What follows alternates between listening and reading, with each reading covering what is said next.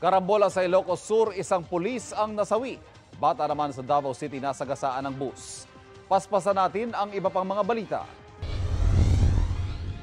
Estudyante sa Davao City patay matapos masagasaan ng bus. Tumatawid noon sa pedestrian lane ng 9 anyos na babae nang mabangga ng parating na bus.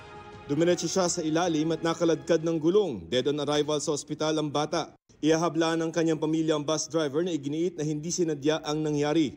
Wa mo nakita gud sa mata agud. Mao na mga jud ko pasaylo sa pagtungod. Pulis patay sa karambola ng 3 sasakyan sa Bantay, Ilocos Sur. Batay sa investigasyon sakay ng motorsiklo, ang biktimang si Police Senior Master Sergeant Romualdo Piamonte Jr. Mag-o-overtake daw ito nang sumalpok sa kasalubong na pickup truck. Habang ang pickup bumangga sa isang trailer truck, pahirapang mailabas ang driver ng pickup na nagtamo ng mga bali. Wala namang nasaktan sa mga sakay ng truck. Sinusubukan ng GMA Regional TV 1 North Central Luzon na makuha ang panig ng mga sangkot sa aksidente pero wala pa silang tugon. Sa Tagbilaran, Bohol, may nasawing tindero ng balut matapos magulungan ng 10-wheeler.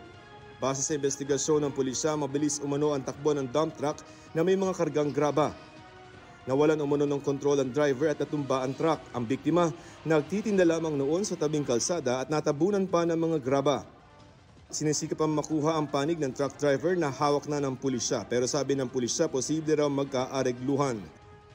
Para sa GMA Integrated News, Joseph Morong, nakatutok 24 oras. Mga kapuso, 86 days bago magpasko, umaalagwa na ang Kapaskuhan sa Guagua, Pampanga.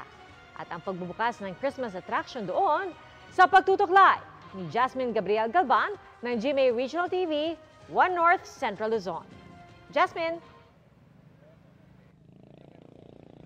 Pia, ilang buwan pa bago ang araw ng Pasko pero ramdam na ang Christmas feels dito sa probinsya ng Pampanga. Christmas is in the air na dito sa probinsya ng Pampanga na tinaguri ang Christmas capital of the Philippines. Actually, ramdam na yung simoy ng Kapaskuhan dito sa bayan ng Guagua kung saan ay may mga bukas na bagong atraksyon. Ito nga yung ating kinaroroonan. Ito yung Christmas land kung saan makikita rito syempre yung giant Christmas tree na napalamutian ng mahigit sa 15,000 na Christmas lights. Meron din ditong tunnel of lights, Christmas display, Christmas house, Christmas statue at gift boxes. Pia, bukas ang Christmas land mula alas 4 ng hapon hanggang alas 12 ng hating gabi. Yan muna ang latest mula sa Pampanga. Advance Merry Christmas, Pia! Advance Merry Christmas din sa iyo at maraming salamat Jasmine Gabriel Galban ng GMA Regional TV 1 North Central Luzon.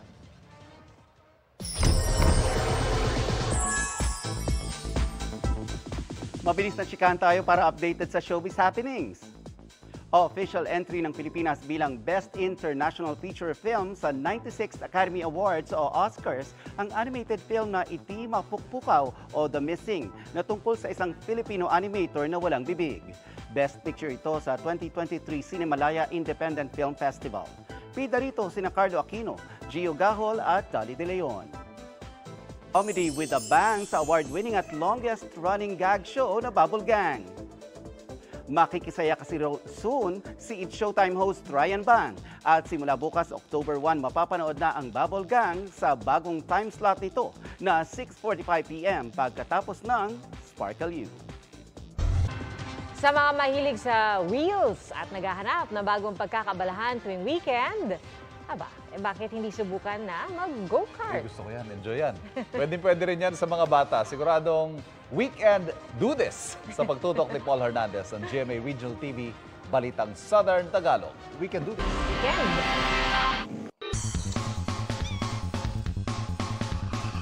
Do you feel the need for speed? Para sa mga gusto ng thrilling ride, pwedeng subukan ng go-karting. I think it's fast and that's exciting. I'm still at the start of my dream, and I'm trying to look forward and to be the best driver when I grow up.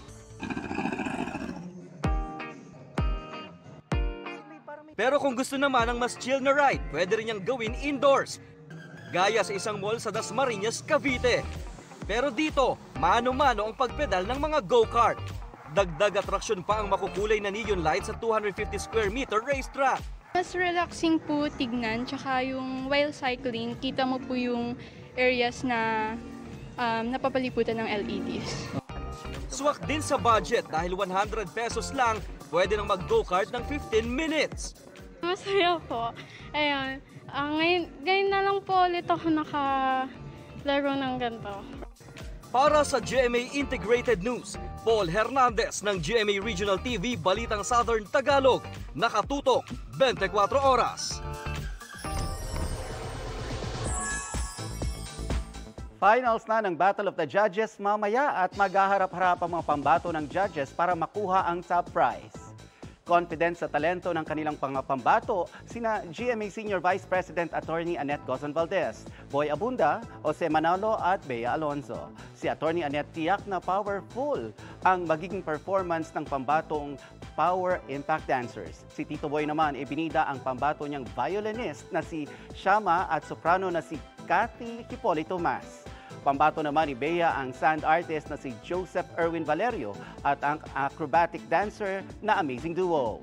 Dalawa naman ang magiging pambato ni Jose, ang pangmalakasang laserman na si JB De La Cruz at ang aerialist na si Marvin Peralta. And that's my chika this Saturday night. Ako po si Nelson Canlas. Pia, Ivan? At yan po ang mga balita ngayong Sabado para sa mas malaking misyon, para sa mas malawak na paglilingkod sa bayan. Ako po si Pia Arcangel. Ako po si Ivan Mayrina mula sa GMA Integrated News, ang News Authority ng Pilipino. Nakatuto kami 24 oras.